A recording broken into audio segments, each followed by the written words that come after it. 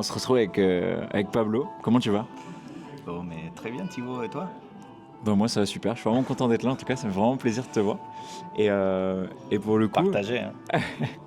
j'aimerais bien savoir un peu, j'aimerais bien que tu te présentes déjà, pour ceux qui ne te connaissent pas, qu'on sache un petit peu ton parcours, d'où tu viens et où tu es actuellement. Ok. Bonjour tout le monde, je m'appelle Pablo Brighoff, je travaille avec l'équipe professionnelle de Montpellier Volley et aussi avec l'équipe nationale féminin de volley. Donc l'équipe de France féminine, c'est ça? Exactement. Super, carrément cool. Et du coup, ça, je te l'ai demandé tout à l'heure en off, mais pour que les gens sachent, est-ce que tu as toujours été dans le volley ou tu es passé par d'autres sports? Et oui, ça fait 14 ans que je suis dans les volleys, je suis marié avec une volleyeuse, et j'ai travaillé en Turquie, on était en Italie, j'ai fait 3 ans à Calais, après je suis parti, après je reviens, j'étais à Béziers 3 ans et maintenant à Montpellier. Ok, super. Trop cool. Parfait. Donc l'idée, c'est que l'interview elle va se passer en 2 parties. Une partie un peu plus normale, on va dire, avec des questions par rapport à la prépa physique, avoir ton avis sur certaines choses. Et une autre partie un peu plus décalée, où là on va pouvoir apprendre à te connaître un petit peu. Ok. Et à travers, j'ai fait en sorte de faire des questions un petit peu originales. Donc j'espère que ça va te plaire en tout cas. J'espère que ça va te plaire. C'est cool, c'est la première fois que j'ai fait un truc comme ça. Pour monsieur et madame tout le monde, quelle devrait être selon toi la place de la préparation physique pour un volleyeur lambda? Ça dépend du niveau où tu joues et de tes rêves et aussi les temps que tu vas les dédier au volley. Mais je pense que d'un certain niveau, il faut dédier au moins, si tu peux pas faire de la prépa physique, au moins arriver 15-20 minutes avant l'entraînement pour faire des travail des forces, de prévention des blessures, de renforcement pour l'épaule, un petit renforcement toujours pour les genoux. Parce que c'est normal quand on n'a pas le temps, parce qu'on travaille, on va à la fac, on va à l'école, peu importe. Mais on n'a pas assez de temps pour aller dans une salle de muscu parce qu'on doit étudier, on doit passer les examens, etc. Mais quand même, au moins, tu arrives une demi-heure avant de chaque entraînement et tu fais un protocole de prévention pour renforcer ton épaule, pour renforcer les genoux, les chevilles. Et je pense que ça pourra apporter beaucoup de choses. Et là, d'un autre côté, si tu veux te dédier et si tu veux aborder les volets sérieusement, il va falloir que tu sois conséquent avec les temps que tu dédies. Et c'est pas seulement de s'entraîner tous les jours, mais aussi tu devrais faire un muscu trois fois, parfois 4 fois par semaine. Et savoir aussi que tu t'entraînes 2-3 heures par jour. Et qu'est-ce que tu fais les 20, 21, 22 heures que tu t'entraînes pas? Ça aussi, ça compte beaucoup. Ouais. Ok. Donc tu dirais que pour un débutant, déjà, la première étape, ce serait d'arriver en avance à l'entraînement et pour faire des petits exercices de prévention des blessures principalement. Parce que Exactement. Oui, pour un débutant, les minimums, si tu n'as aucun temps, c'est 20 minutes, une demi-heure avant. Ok. Après, faire mesure que tu montes, tu commences à dédier plus de temps. C'est-à-dire une séance d'1 heure par semaine, deux séances de muscu par semaine. Ok. Je vais dédier plus 3 séances de muscu par semaine. Ok. Et après, 3 séances de muscu, plus une séance extra, soit arriver un peu à l'avance à l'entraînement. Comme j'ai dit, faire en mesure que tu décides de dédier plus de temps et apporter beaucoup plus de choses au sport, tu vas devoir t'entraîner beaucoup plus. Ouais. Au final, je crois que c'était Schwarzenegger qui disait ça quand on lui demandait pourquoi il s'entraînait autant, etc. Lui, il expliquait que sa vision du truc, c'est que pour lui, s'entraîner, c'est comme prendre le petit déjeuner. C'est normal, ça fait partie de son quotidien. Est-ce que tu penses que ce serait quelque chose un peu... ce serait un peu pareil, mais bon, pas dans l'esprit Schwarzenegger, gros biscotto, mais plus dans l'esprit volley, quoi. Que ce soit quelque chose que aller faire son renfo aller faire sa muscu, aller faire son entraînement, il faut que ce soit des choses qui fassent partie du quotidien, c'est ça? Ça devrait être partie du quotidien et de créer des habitudes du haut niveau, même si on n'est pas un joueur de niveau. Mais Ouais. ça ne t'empêche à rien de dédier une demi-heure de ton temps, de consacrer un peu de ton temps pour prévenir les blessures, pour t'améliorer sur une certaine expression, je sais pas, la force, les cardio, ou la souplesse. Ok. Mais on devrait créer des habitudes pour toujours essayer de s'améliorer, de Ouais. devenir une meilleure version de toi-même. Ok. Ouais, mais je trouve que ça, c'est un vrai truc ce que tu dis. On a souvent tendance à dire, ouais, c'est vraiment que les athlètes de haut niveau qui ont le sport dans leur quotidien. Alors qu'au final, je pense que, au vu de. Enfin, moi, c'est les retours que j'ai des gens qui me suivent. J'ai beaucoup de gens, de jeunes qui sont vraiment très, très investis dans leur progression. Et aujourd'hui, qui ont du temps, mais qui savent pas où donner de la tête. Et je pense que tu as relevé un vrai truc, c'est de se dire, bah, mettre un peu de volley tous les jours, c'est pas réservé que au haut niveau et chercher à s'améliorer, que ce soit dans le volley ou même en tant qu'être humain dans la vie de tous les jours. Tu vois, je pense que c'est un vrai truc à mettre en place. Pardon, je te coupe, mais Non, vas-y, avec en fait, plaisir. ce que je voulais te dire, c'est tu deviens champion beaucoup plus de temps avant qu'au moment que tu soulèves la coupe. Ouais, Les, les joueurs de haut niveau, ils ne deviennent pas joueurs de niveau les jours qu'il est dans l'équipe nationale. Non, non, non. Il est beaucoup plus de temps avant parce qu'il a créé des habitudes qui l'ont amené à réussir dans sa taf, dans son... ouais. Ouais. Ok, super. C'est une super vision. C'est hyper cool d'avoir ton avis là-dessus. Que tu es prépa aussi de l'équipe de France féminine. Quel défi, qu'est-ce qu'il y a de différent? En fait, il y a beaucoup de mythes, c'est-à-dire des tabus, où il faut faire ça avec les filles, mais non, et pas avec les garçons, et il faut faire ça avec les garçons, mais jamais avec les filles. Et je peux dire que les filles de l'équipe de France, ils sont des joueuses de très haut niveau, et qui consacrent leur carrière à devenir meilleures, et les résultats, ils sont là. Je suis assez fier de cette équipe-là. Ah, tu peux. Et- mais, mais aussi, ce serait pas bête de dire que c'est les mêmes. Non, il y a certaines différences. Je trouve que au début, il y a un aspect beaucoup plus compétitif chez les garçons et un aspect beaucoup plus coopératif chez les filles. D'accord. Je trouve que après, sur le reste, ça reste des volleyeurs, des volleyeuses. Ouais. Ciao. Ça reste des volleyeuses. Bonjour. Non, il n'y a pas de souci, il n'y a pas de souci. Il n'y a pas de souci. Là, tu peux venir. Dans tout ce qui va être réhab, préhab, donc prévention des blessures, retour de blessures, est-ce que tu travailles avec les kinés? J'imagine que doit y avoir un lien avec les kinés, mais toi, à partir de quel moment tu interviens et jusqu'où tu peux intervenir dans ce protocole de réhab en retour de blessure, par exemple?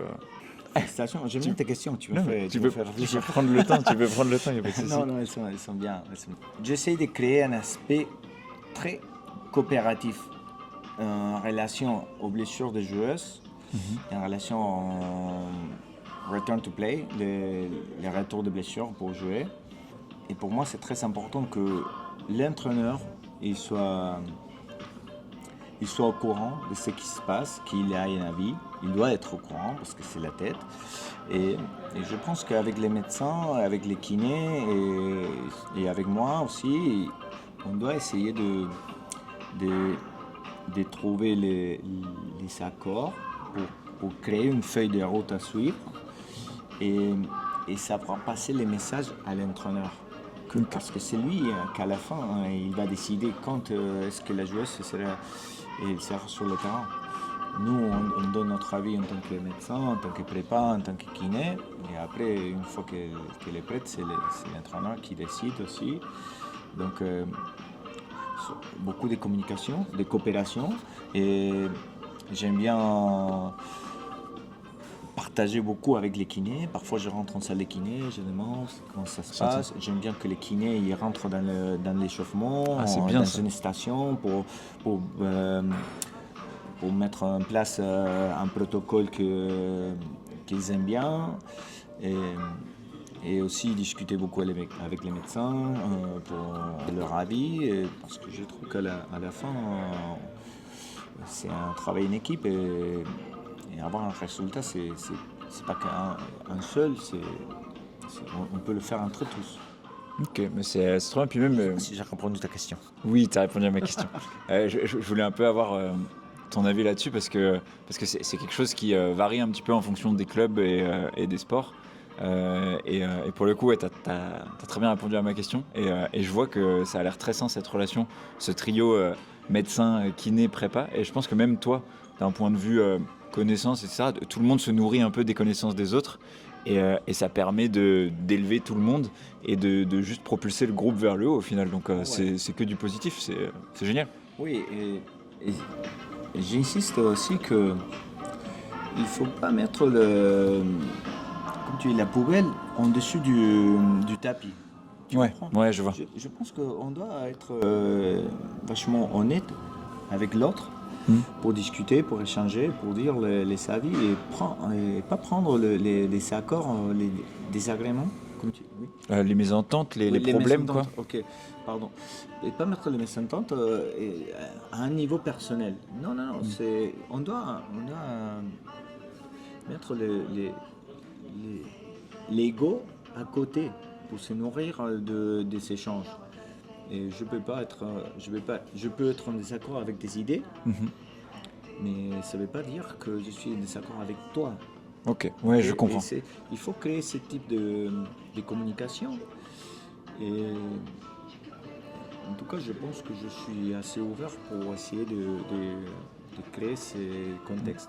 Ouais, et c'est génial ce que tu soulèves là, parce que là, on parle de clubs de haut niveau, mais même pour vous qui êtes dans des clubs voilà, avec un niveau un peu plus bas et où il y a des choses différentes, cette chose-là d'accepter d'être en désaccord avec des idées, ce qui ne signifie pas, comme l'a très bien dit Pablo, être en désaccord avec la personne, ça va vous aider à élever le niveau de votre équipe et à mieux vous comprendre et à trouver des solutions à des problèmes que vous avez. Donc c'est vraiment un super conseil. Ouais. J'ai beaucoup de questions à propos de comment augmenter sa détente verticale. Est-ce que toi, tu aurais un avis à donner sur toutes ces personnes qui veulent absolument améliorer leur détente? Est-ce que tu as un message à leur faire passer, un conseil ou quelque chose En fait, si tu veux devenir un Michelangelo et tu veux peindre, Ouais. je pense pas que la première chose, c'est que Michelangelo, pour peindre bien, qu'est-ce qu'il faisait? Il prenait et il peignait. Donc, d'abord, la première chose, c'est jouer beaucoup les jeux. Ok. La deuxième chose, c'est que ça dépend de ton niveau. Les outils, ils vont changer beaucoup. Et faire en mesure que tu es débutant, peu importe les types de travail de force que tu fasses, tu vas t'améliorer et tu vas augmenter normalement ta détente. Un travail de force. Notez bien, un travail de force. Ouais. Et Ouais, pas forcément que de la plio. Oui, exactement. Exactement. Il y a des études très intéressantes sur la relation entre la vitesse d'exécution et la hauteur de tout ça. Et il s'appelle... Attends, je vais revenir sur ça. Il y a une relation qui s'appelle le profil force-vitesse, que c'est individuel à chaque personne. Ok? Et donc, tu fais un test avec un saut, tu fais un saut max. Après, tu rajoutes 10 kilos, après 20 kilos, après 30 kilos. Et donc, chaque saut, tu peux mesurer la hauteur de chaque saut. Il y a des applications que tu peux trouver en App Store. Bon, Ouais. on se dit pas, Non, mais t'inquiète, il n'y a pas de souci avec ça. Et tu peux avoir beaucoup de force, mais la vitesse que tu développes, c'est pas assez. Et par contre, tu peux être hyper rapide, mais tu n'as pas assez de force. Tout dépend de tes caractéristiques. dans ces profils, tu peux être une personne très forte, par exemple, un mec qui va en salle de muscu et soulève 180 kilos, et il a du mal, mais après, la force, elle est lente. Ouais. Par contre, quand tu sautes, c'est de la force rapide. Ok. Donc, parfois, tu peux être très rapide, mais pas avoir assez de force. Donc, il va falloir que tu fasses des forces maximales pour améliorer ta capacité des sauts. Et par contre, si tu es très fort, mais tu as du mal à décoller les pieds du sol, il va tout est falloir lent. que tu travailles beaucoup plus sur la force rapide. Ok, donc, c'est-à-dire des sauts, des travail avec beaucoup des minimum contacts par terre. D'accord. C'est un peu compliqué, mais...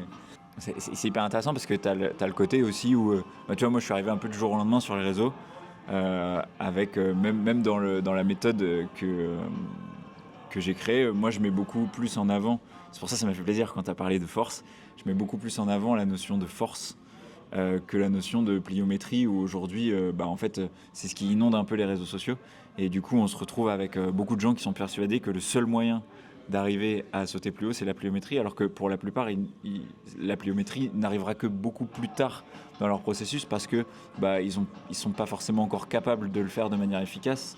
On comprend pas forcément ce que c'est. Donc j'ai trouvé ça vraiment intéressant. Et le fait que tu parles du profil force-vitesse, on est typiquement dans quelque chose de très pertinent. Et je pense que à partir du moment où vous prendrez conscience de ces notions de force et de vitesse, et que vous arriverez à établir votre profil, où vous vous situez. Est-ce que vous êtes plutôt force, plutôt vitesse, ou ni l'un ni l'autre? Et dans ce cas-là, let's go, vous avez encore tout à faire. Et je trouve ça vraiment, vraiment intéressant que ça vienne de toi aussi. Parce qu'il y a un gage de crédibilité au vu de ce que tu fais et des responsabilités que tu as. Je trouve ça vraiment cool. J'espère que mes joueurs, ils ont écouté sa crédibilité. Non. ils vont te dire non, c'est tout le contraire. Ouais. Donc voilà, c'est terminé pour la première partie. Ma première question, c'est si tu étais un super-héros et que tu avais le choix d'avoir n'importe quel pouvoir, aujourd'hui tu prendrais quoi comme pouvoir? Tu peux avoir le pouvoir que tu veux. Voilà, illimité, tu sais ce que tu veux. Mais t'en as que un. Des volets. Voler? Ouais, je sais pas pourquoi, maintenant j'ai cette Pouvoir idée en voler. tête. Et avant, je pensais d'être invisible. Ah ouais? Ouais. Mais là, non, voler c'est bien. Ah ouais? Et voler avec des ailes ou voler Non, imagine que tu sors là, tu pars, l'école, ciao. Et tu ferais quoi si demain tu pouvais voler là? Et écoute, ça c'est simple, faire un petit tour là. Tu vas espionner Nantes quand ils s'entraînent. Non, vraiment caché là. Mais... Ouais, voler c'est pas mal, non? Ouais, c'est vrai que ça a l'air pas mal. Ça a l'air pas mal. Maintenant, si tu pouvais partager un repas avec 3 célébrités de ton choix, qu'elles soient mortes ou vivantes, tu les auras autour de ta table et tu pourrais discuter avec 3 célébrités. Ce serait qui pour partager un repas? Et tu es en train d'aimer. Cette question, tu me l'as volée parce que normalement, je pose plusieurs fois cette question. Ah bon? C'est rigolo ça. Oui, j'aime bien. Et je pense Maradona, après Mandela. Ok. Je ne sais pas pourquoi, mais dans ma tête, à ces moments-là, aujourd'hui, je dis Phil Jackson. Donc, c'est ces 3-là. D'accord, ok. Et pourquoi ces choix-là? Est-ce qu'il y a un... C'est plus un feeling ou il y a une raison établie Maradona, en fait, je trouve qu'il a eu une vie extraordinaire et j'aimerais bien essayer de comprendre qu'est-ce que c'est vivre comme Maradona, quoi. Ouais. C'est une vie hors norme. Et après Mandela, je trouve passionnant sa vie et l'envie de donner tout pour son peuple. Et Phil Jackson, pour sa façon de lidérer un NBA, je trouve très cautivant. Ça se dit comme ça?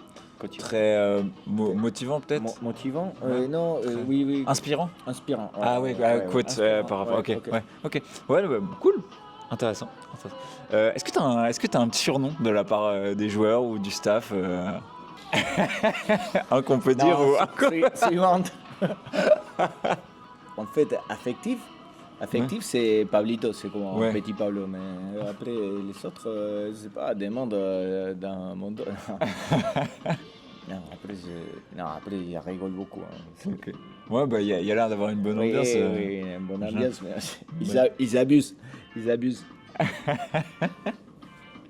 Euh, du coup, ça, j'ai eu plutôt la réponse moi tout à l'heure en off, mais si le volley n'existait pas, est-ce Ouais. que tu penses que tu serais prépa physique dans quel sport aujourd'hui? Basket. Basket Ouais, directement, basket, ouais. Aucun doute. ouais. Ok. Et c'est laquelle ton équipe préférée de basket dans le monde entier? Les clubs de mon quartier, Ok. pardon, Ah ouais. Maïbo, ouais, c'est un petit club là, mais Ouais. j'ai tout appris là-bas, c'est mes amis, Ouais. Génial. Ouais, Génial. ouais. Quelle est la chose la plus folle que tu aies faite pour le volley dans ta vie? Le plus drôle, je trouve que c'était un Challenger Cup, c'est pas le plus folle, mais c'est drôle quand même. Ouais. On était en train de jouer avec les pieds, avec les ballons, comme tu dis, là, avant l'échauffement. Tu joues avec les. Ouais, tu fais des jongles quoi. Oui, ouais. on jonglait avec Tu- les tu- joueuses, tu- ouais. pom, pom. Ouais. Et à un moment donné, la balle arrive là et j'ai fait ça, tac, et Ouais. tac, je me suis déchiré les mollets. Et c'était la demi-finale de la Challenger Cup. Et bon, du coup, ça a complètement créé un écosystème où tout le monde rigolait. Les chiffrements, c'était tellement drôle, et tout le monde rigolait. Et Toi, moi, je ne t'avais pouvais mal. pas bouger. Oui, je ne pouvais pas bouger. Et les filles, elles sont parties mortes derrière. Hein, et c'était trop bien parce qu'après, on a gagné 3-0. Oh bah dis, nickel. En vrai, c'était bénéfique. T'as perdu un mollet, Ah mais oui, au mais moins. après, je ne pouvais pas bouger pendant 2 semaines. Quoi. Ah oui, merde. Mais Ah, c'est relou. Si tu devais choisir un seul aliment à manger pendant tout le reste de ta vie, ce serait quoi? Non, tu peux pas me faire ça. Oh. Oh, je suis entre gnocchi, Ah ouais, paella Ok. au barbecue, mais je pense comme un bon argentin, je vais garder le barbecue. Ah ouais. Mais je sais pas si tous les. Non, mais là, tu vois, tous les jours barbecue, c'est Tous les jours. dur. Matin, midi, soir, barbecue Oui, non, avec l'odeur. c'est dur. Là, c'est dur, mais on peut pas faire un mélange là. On s'arrange. Est-ce que t'as un talent un peu improbable qui sert pas à grand chose, mais dont t'es un peu fier? T'as le temps. J'ai aucun talent. J'ai Aucun. aucun- Non, tu sais, je pense que un peu un talent, je dirais accepter quand quelqu'un me corrige. Ça c'est mon talent. J'aime bien que les gens, quand j'ai fait une faute, les gens qui me corrigent. Que ce soit pour apprendre le français, pour m'améliorer à jouer la guitare, au jonglage. J'aime bien de découvrir une nouvelle chose. Et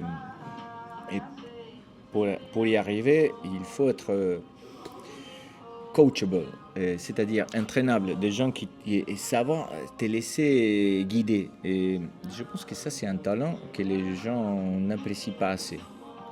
Et oui, je voulais revenir à coachable. Coachable, c'est pour moi, comme je l'entends, c'est pas dire ok, l'entraîneur dit ok, on fait 10 de ça et tu fais 10 comme un fou. Non. C'est pas des ok, tu te jettes contre le mur et tu te casses la tête et dire ah oui. Non, tu comprends.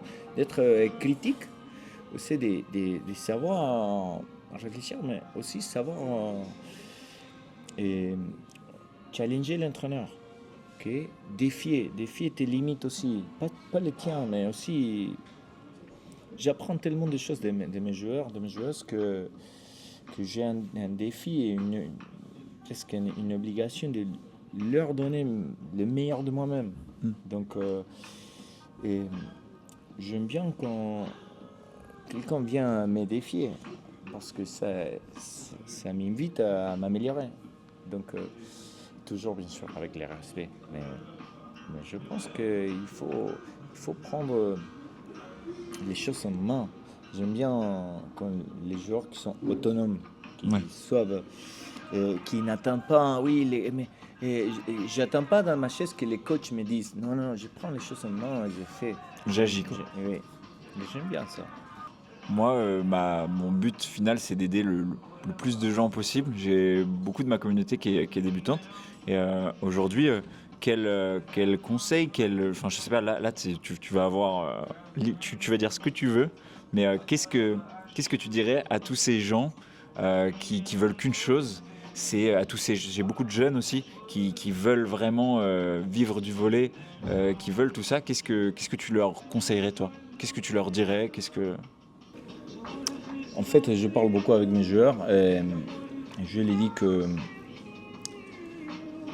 ce qui m'intéresse le plus, avant de devenir un volleyeur de rêve, pour moi, en premier, tu es un citoyen. Tu dois être un citoyen de rêve. Tu dois être un frère de rêve, un père de rêve. Et tu es, avant tout, être un citoyen responsable, une bonne personne.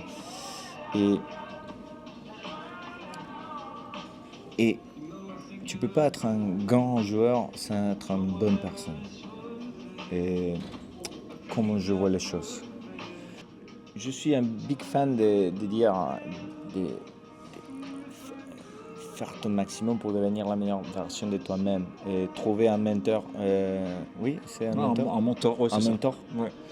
Pas mentor qui ment. Non, Oui, mais un mentor, quelqu'un qui t'inspire, quoi. Oui, c'est important de suivre quelqu'un dans la vie et essayer de. Je parle beaucoup de ça aussi avec mes joueurs. Ok, c'est qui ton joueur préféré dans ton poste? Tu regardes qui? Comment il fait les choses? Celui que tu aimes? Qu'est-ce que tu penses? Tu as discuté avec lui? J'essaie de promouvoir cette démarche. Et après, je pense que je me suis perdu un peu. Non, mais il n'y Non. a pas de souci. De toute façon, t'as un peu. Là, tu dis ce que tu veux, mais c'est est-ce un mot que tu aurais à dire aux gens qui nous regardent et qui savent pas forcément comment ils peuvent vivre du volley. Mais au final, tu as très bien répondu à la question parce que ce truc-là, ça c'est un principe que j'ai appris aussi en prépa mentale. C'est le fait de t'améliorer dans ton sport, ce sera une conséquence de t'améliorer en tant qu'humain, être une meilleure personne dans la vie de tous les jours. Et je trouve ça génial que toi, en tant que prépa physique, tu mettes ça en avant. C'est un super message. Merci. Est-ce que tu veux dire un petit truc pour la fin? Non, et je vous recommande et partager volley comme tout, c'est très agréable. Et c'est une très bonne personne, Thibaut, c'est un plaisir.